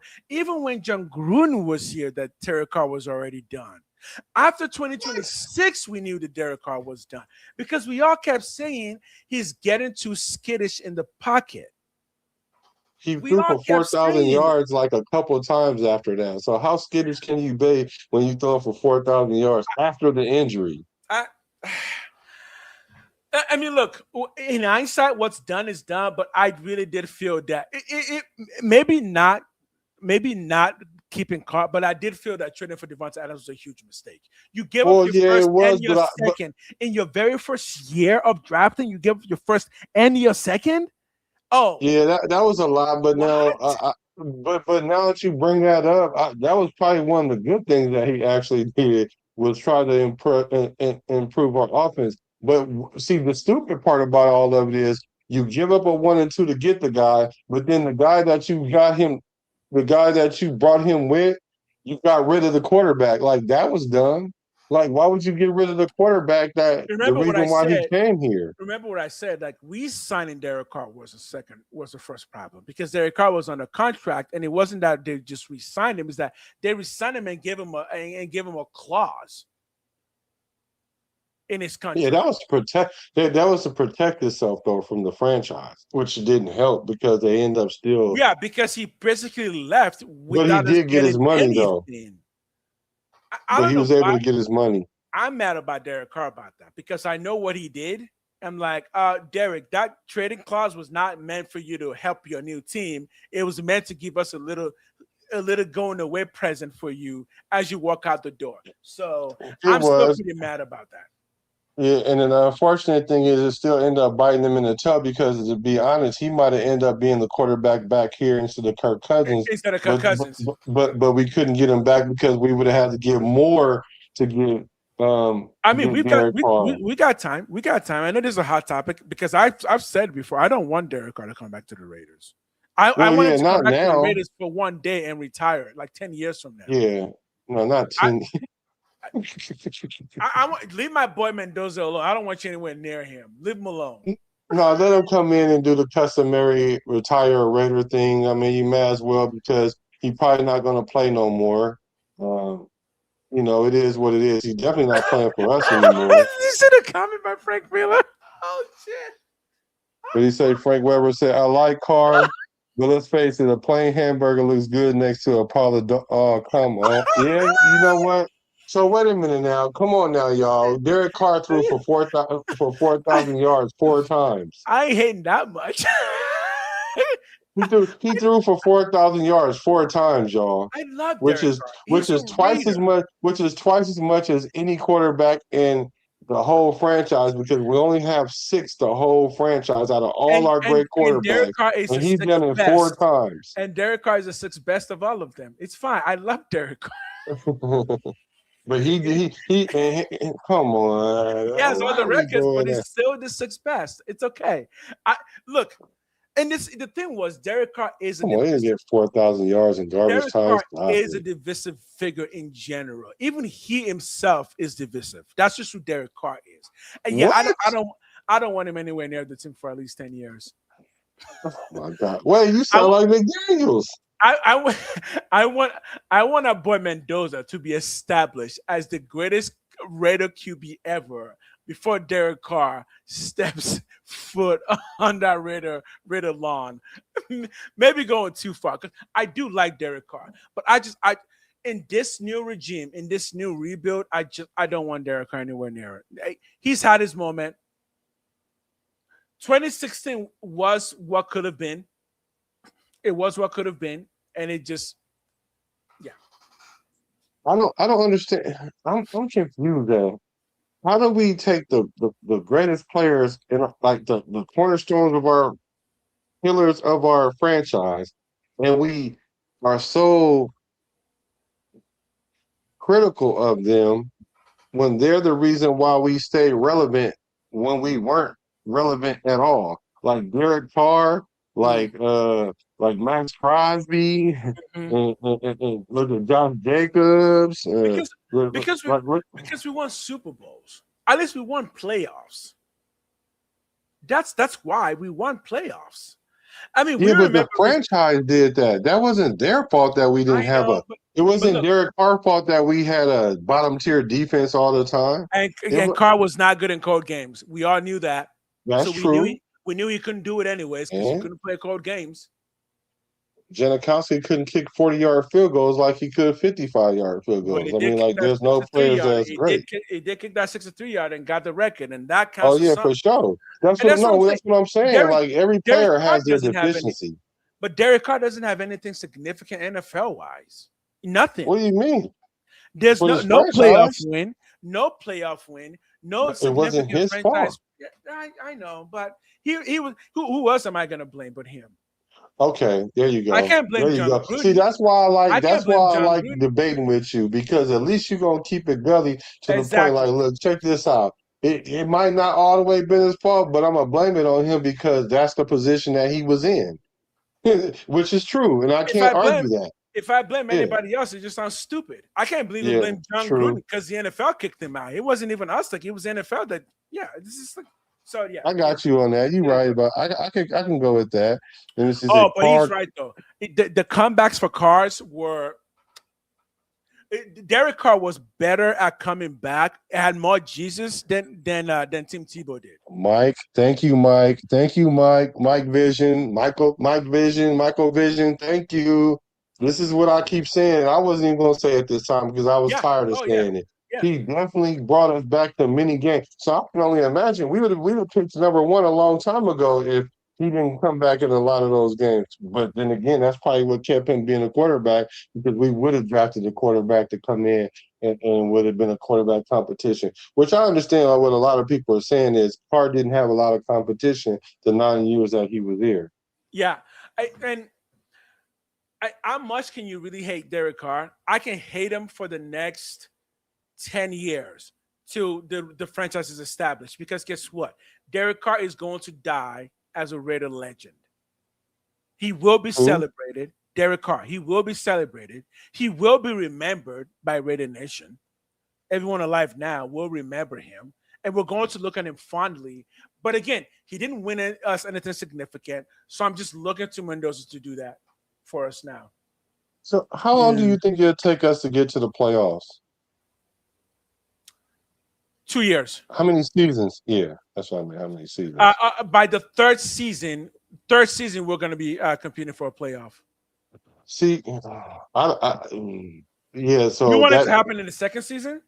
I do. You do, yeah. I do. I but it kind of depends because because now I got to ask myself who's going to be the quarterback doing that because if they take the road that like you said, I don't care what the record is.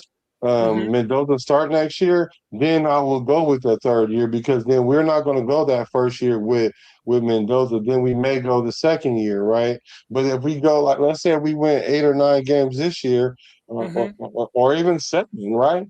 I'm sure next year, like if we keep Kirk Cousins, we got to go to the playoffs with in that year. If we keep Kirk Cousins, we have to go to the playoffs. Otherwise, we got to cut bait because even if he get 9 the next year and we don't get into the playoffs, we got to do what you say do to players: trade them, draft capital, and then let Mendoza come in and hopefully win us 6 or 7 games, and then the following year go to the playoffs. Except for now, we're going to have better draft capital and give him a better wide receiver or give him us a D tackle. Right. 2 questions. One, when is the next time the Raiders are hosting a Super Bowl? In like 3 years, I think. 2 years, 3 years. That's a good push. Also, 3 years is about the time when all those contracts that we're signing are coming up, and people are going to be fighting for contract years. 3 years also just seems like a good time to kind of fit in a few holes. Yeah, we still need the number 1 wide receiver, and that's going to either emerge in the next 2 years, or we're going to have to draft one in the next 2 years. 3 years, also everyone on our team will just be in their ultimate prime. I mean, we're talking most of our players at 3 years will be like 27, 28. Just oh my god, dude. If you are not excited for the Raiders, there's something wrong with you because this is how you build a team. And I think there will be because again, the team is so young. Everyone is going to get better, and we still got free agency every year. We still got plenty of money. We still got draft picks. Yeah, I think. It all does depend on how well we do this year, but I think after this year, depending on how it goes, I think by third year we should be fighting for a playoff. Well, I feel like we better be at that point. We better be because remember our division is still hard, right? Who's the weakest link in our division now? We're gonna say the Raiders, right? Because we don't know where our quarterback is. Other than the Raiders, they're gonna say probably Chargers. Probably the Chargers, but I think Denver is honestly. Denver. I think the reason why Denver is so good, Denver is so good because their defense. And the thing about it, how long is that defense going to play at that level? That's my question. Exactly. And you factor in age, and they got to start replacing. The point that I've been making is right now in the next 3 to 4 to 5 years, the Raiders don't have to replace that many players. We just need to replace players that are not positions that need more help. We've got positions, we've got skills, we've got age on our side. Now we just got to keep fitting in those Lego pieces to create. Speaking of Lego pieces, if y'all, I know you guys can donate. Please do so if you got extra funds. This is all free for you guys. So the least y'all could do, if you are able to, just hit the like, hit the subscribe, all the channels. And if you are able to support the channel in any way, we're both looking to grow both this enterprise that we're both started, as well as our personal channels.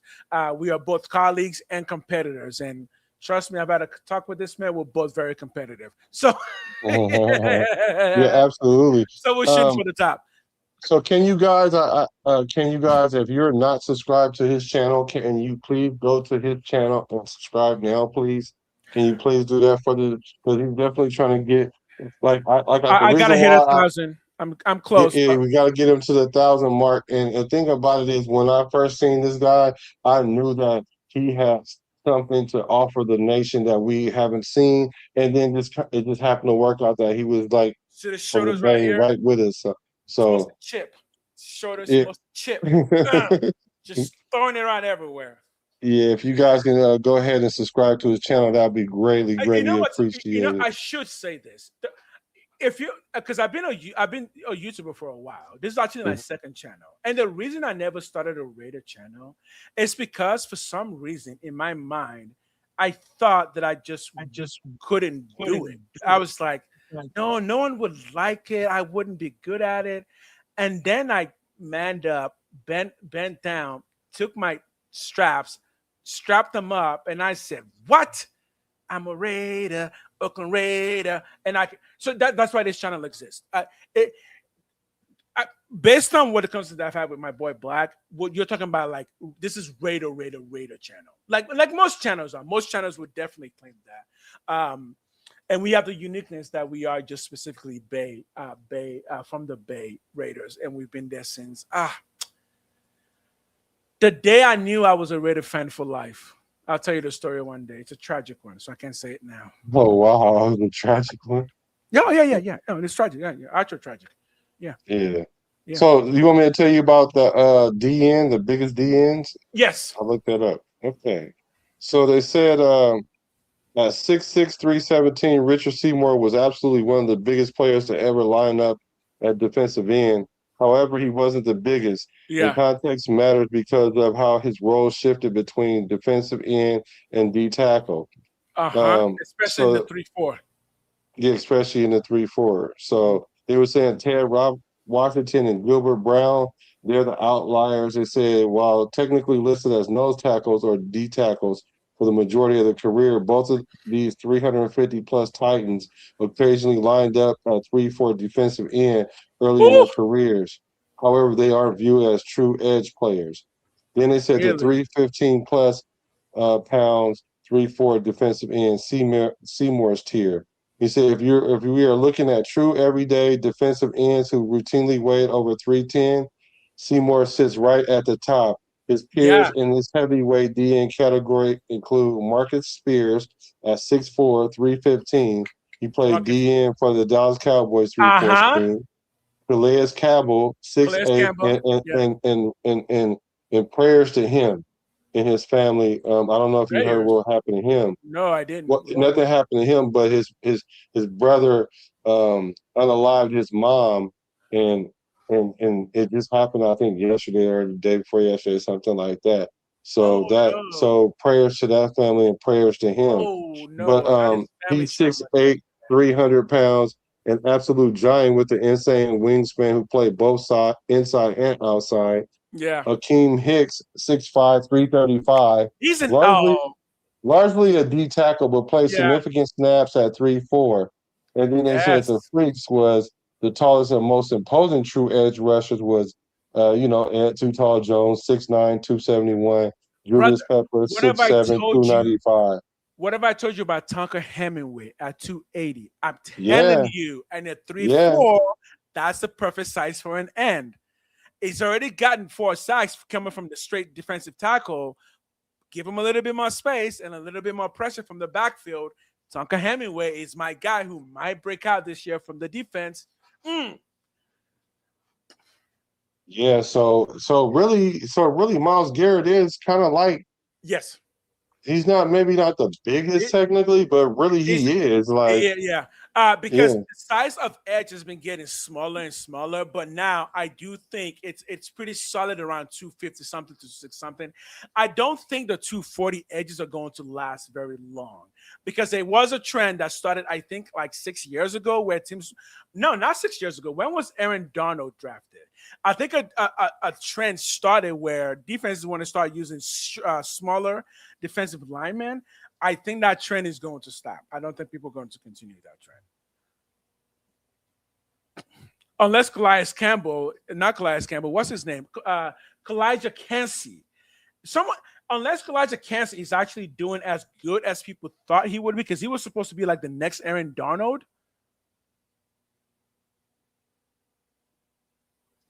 I have to look him up. I was looking up Ernie Ladd. Ernie Ladd, six Ernie nine, Ladd. he was tied with Ed Too Tall Jones as one of the tallest players in NFL history. Oh, He's that's a weighed different. 290. He weighed 290 to 315. His playing weight hovered around 290 to 300. Whew. Um, yeah. So he was definitely a beast. Yeah, They called that's him the Big yeah. Cat. You would never get that. You would never get that in NFL today. Someone who's 6'9" playing end, no, you wouldn't get that. Yeah, this was in the '60s. So I think the tallest end is honestly probably Miles Garrett. Good defensive ends right now are generally between like 6'1" to no more than 6'4". is And this true?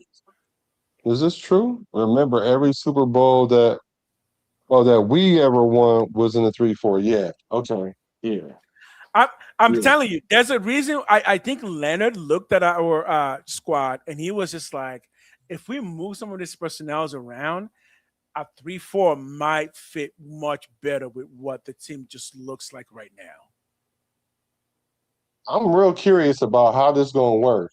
Yeah, because I'm between Quiddy Pay and even just Quiddy Pay and Hemingway himself, we've got 260, 280 guys who can be on the line there with whoever the nose tackle is.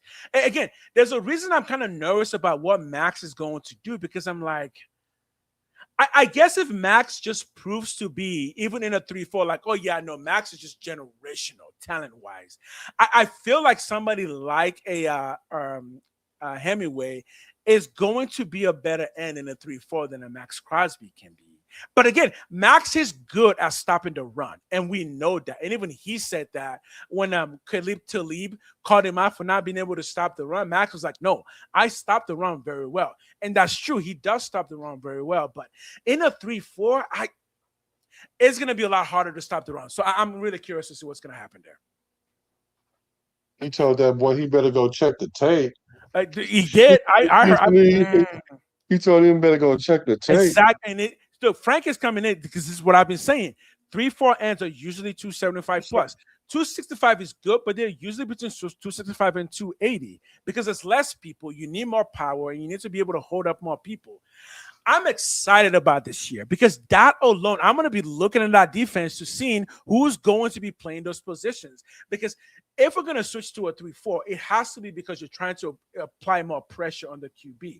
To apply those pressures, you need the right personnel who can push those linemen back and allow space for the linebackers to get in to put those extra pressures on them. So will Max be able to do that? I think he can because he's one of the best in the league, but I still feel that Hemingway will be a better fit with the Quiddipe in that position. And then Kieran Crawford playing the backup as a first year pro. So who do you think is going to lead the team in sacks then? Lou's back. Come on, Lou. Play nice. Stop He's dragging us gonna back. he's gonna play nice. Stop dragging us back into things. We'll talk about those things later. We'll talk about it more, but we can't talk about it all the time. So who do you think is gonna lead our defense in sacks? I believe I'm gonna take the heat here. I believe it's going to be Hemingway. I do. I think it's going to be Hemingway. I think it's gonna go out in the field, and every day, every Sunday, the man's gonna write poetry. You know, I forgot how many ice cubes did I give that? I gave it 2. I think I gave that 2 Yes, ice Howie cubes. Long would be a perfect 3-4 edge. You get that I too? think- Yeah, because I can see Tucker really going off because he had 4. He had 4 in his limited role, so all he had to do is maybe get around the 7 and 8 mark. If it's not Kevon Crawford, it could be him. But I don't know. Like I don't know about Max. You got me second guessing myself about Max and his 3-4. And the thing about it is, I don't know. But I've been trying to start to look at tape at Max, and I think Max is better than we give him credit for. I I, swear I, I do. I do too, and I want to see it, and I think the NFL is ready to Yeah, see it too. Like yeah. Max is not an All Pro, right? He's only been an All Pro maybe 1, maybe 2 years. I know we say he's top 5, but it's very debatable, especially after last year. This coming year, because if you're going to put Max in a 3-4, you could just move him around the line a lot. Yeah, that's what I hope we do. That's exactly what I hope we do.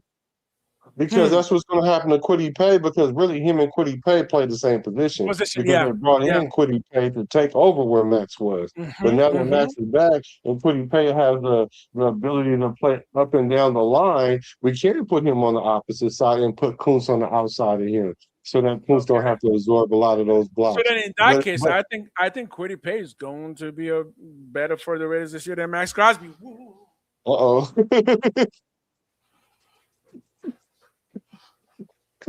How many ice you give that? How many ice you give that, huh? Give me your ice for that. Give me your ice. How many ice cubes is that? Give me your ice for that. Okay, let me see. I'm talking about a motivated Max that Kwity Paye is going to 3 ice cubes on that because I don't totally disagree with you, but I think Max Max have a chip on his shoulder, my guy, because the thing about it is he got to prove something to the nation. He has to prove something to the Ravens. He got to prove something to the NFL, and he got to prove something to himself. So he got a lot of chips on his shoulder. And then you got to prove something to me, because I think Kwity Paye is going to be better for the Raiders this year. What? Who said what? I think Kwity Paye is going to be better. I'm not shy about it. I know what I said. We standing on town business. Kwity Paye is a very good player, and Kwity Paye is very good against the run and also very good against the pass, because Kwity Paye will generally get you between 8 to 10 sacks. Last year, I think Max got 11 sacks last year. I think Kwity Paye in a better defense, because this will prove to be a better defense than he had. I think Kwity Paye could potentially be more impactful than a Max Crosby. I really do. I can see that, though. I can see it because Kwity Paye is a good run stopper, and if you don't play him right, he can get into that backfield and wreak havoc. Like he said, make the pocket dirty, muddy it up. You know what I'm saying? Exactly. And what's good about being that kind of rusher is if he doesn't get the sack, he's going to run you into somebody. So that's why I hope that what happens with Max, I hope Max run a lot of things his way, and maybe that will increase his sack total, because I think Kwity Paye only had 4 sacks last year. And that's what made me be like, let me go see what he do, because why were they so high on him? And then I seen it.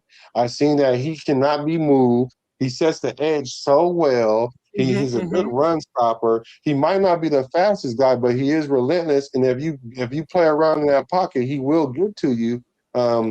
So I just think his numbers wasn't indicative of where he was, because I guess he was almost on his way out of Indy as well. Now he has a new leash on life, and he has a Max Crosby to compliment him. I think he will. I think his numbers will balloon. So that's why I give him 3 ice he has a better backfield in Quay Walker and Nakobe Dean to also compliment. And I'm telling you, do not write out the ability for those guys to create pressure and giving guys like Max and Kwity Paye more open to get to the quarterback.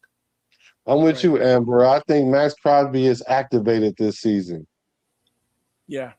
It's 9:30. I do have to go. Yes, sir. Gotta go spend time with the wife. Got to. Let me see. One last comment. If Max needs to prove something to himself, then now we have a Raider legend. Exactly. Right. Exactly. Because right now, Max is a Raider legend, but he's not on the NFL front. He's not Howie Long, right? He's not there yet. He's not a Hall of Famer. He's just a very good football player, right?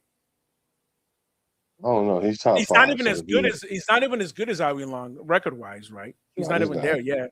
Yeah. But he's about to be the Raiders' all-time sack leader in a little bit. If he gets that'll put some respect on that name. That'll put some respect on it. Yeah, and I'll answer these questions right here, and if you want to go ahead and spin off, it's cool. And you know, spend time with the fam because I know how important it is right now, especially because it's the off season. Because once the season starts, we're going to be dedicating a lot of time. So, yeah, I told her to give it 5 more minutes, so we can do 5 minutes of questions real quick. Okay, and so MC, JMC BD, welcome because I haven't seen you before. Welcome. Yo, JMC BD, what up? Yeah, that's your people's good, nice. And he says, I think that overall the Raiders defense may surprise a lot of people. Better players, fresh defensive approach. Yep. I think what do you think about that? I think it will surprise a lot of people, but I think it's going to surprise a lot of people because Leonard is going to be able to bring in things to the game that we haven't seen on this side of the football world, namely in the AFC West. Because a lot of the schemes that he's going to bring in are going to be Flores' schemes from New England. So I think we're going to get a really versatile defense that's going to have a lot of movement. And I think that's a way to compensate for some of the weaknesses that we've seen, that the Raiders defense has not been a good unit in terms of just movement. We've always been so static. I think now we're going to get some more fluid movement. Having more linebackers on the field just means that you're going to be able to go from side to side better. And the more that I look at the team, we've got some good speed, we got some good size. We just need to mix it up a little bit more, and I think a 3-4 mixes it up perfectly. Yeah, you're really big on the 3-4 defense. Oh, I am. I'm big on defensive schemes in general, right? Mm-hmm. But the 3-4 works for what I think the Raiders have right now. Yeah, and I think it's a fresh look for us on defense because we were definitely trying to stuff a square peg in a round hole over and over again. Yeah. And it just wasn't working. It just wasn't. So again, we tried, right? Because we tried to bring in what's his name, the defensive tackle who ended up touching somebody. Wilkins Christian, right. That would have addressed that. That would have addressed the 3-4 4-3 thing. That would have given Max the help that he needed. That would have done it. Yeah. Yeah, I agree. Totally just want to touch people. Weirdly. Yeah, he's doing too much, man. Doing too much. Doing way too much. Way too much. You don't even know what you did, and we know it's too much. Right. If Adam Butler had to say what he said, I'm like, oh boy, that boy did way too much. And then, not to mention that he didn't want to rehab the way that the team wanted him to, and so that's going to cause an issue automatically. Because look at Brandon Ayuk. That's why Ayuk having this issue, because he's like, look, if you're going to rehab on your own, we need you to come back X amount of days before everybody get here, so that way we can see where you are and make sure we're on schedule. Because we gave you all this money, you are an investment. Let's see what it do. And so he said, what it don't do is to show up. And so they said, what it don't do is pay you your money. And then what he don't do is he's not going to be a Niner no more. So he messed up his own career by being defiant like that. I definitely prefer. Yeah. I mean, I've been liking the 3-4 since Wade. What's his name? Wade. The coach, the Cowboys coach. Who? Wade Phillips? Wade Phillips. Yeah. I've been liking the 3-4 since Wade Phillips. Mm-hmm. Yeah. He said Max is in the same neighborhood as Matuzak or Alzada, but not top 3 silver and black. Not top 3. I can see it. Yeah. I can see that. But I like Max a lot. And I think we just got a ball out for him this year, because this is what he's been waiting for. Like I say, no excuses, because I don't want to hear it. The last couple of years you've been injured. You can't have 3 and 4 seasons away from your season that got you paid. You know, the reason why you end up getting these extensions was because of seasons that you had, like not last year, not the year before that, but the year before that. we need you to get back to that because you can't be taking 3-4 years to get back to that level. Especially Right. that's why people are talking about where you're 28, where you only have like 2 or 3 peak years left. So That again, that's the thing that worries me with Max is the body is a body. You can the more you push it, the more likely it is to deteriorate and out. fall apart. I know Max is a beast, but every beast has their day where they get the call in. And the way it play now, to be fair to Max, he takes care of his body really well. Thankfully for that, we do know that. But his type of his type of playing, which I do think contributes to, is part of the fact that he's kind of 253. You need a lot more. He needs to put in more effort to really muscle those guys out. But I think that's going to take a lot of toll on his body. Now, I do say I've said this before that Max will probably play 6 more years. Right, because he's just that kind of guy, and also Max, he said it himself, he's an addict, and football is the thing that's his thing right now. So I don't think Max is gonna let football go anytime soon. So I could really see him playing a really long time, another 6 years. But it's gonna take a toll on his body, and I just don't know if he's got a 15 sack year in the pocket. I don't know because he's never done it, right? Yeah, that's true. That's true. Yeah, you're right. So, well, guys, thank you, guys. We're gonna go ahead and go so you can spend time with the Fam Bam. We definitely appreciate it. Make sure y'all go to the Get Raider channel and make sure y'all hit that subscribe button and then hit the subscribe button for your boy if you're not already subscribed, because we're definitely coming with that heat. We're gonna give you guys 2 times a week at around that twice or whatever. Especially when the season starts, you can get us probably no more than twice a week. I think that's a good way to kind of do it well and give a good schedule. Because I would love to do an episode after like on a Tuesday after the game, and like a Friday or Saturday before the next game, or even a Thursday to go over that. So but those are my channel. I will still be streaming on my channel like he is, at least 3 times a week on top of this. So you guys will see us a lot during the season. Oh man, there's so much to talk about. Every week I'm gonna be excited because every week there's something great is going to happen for the Raiders every week because it's been so down. Everything is up. A player is going to improve every week. We're just going to see something cool every week. So I'm pretty stoked about it. Yeah. Well, I'm a Raider. He's a Raider from the Bay to LA to Las Vegas. I'm a Raider from the Bay to LA to Las Vegas. Recipes to Al Davis.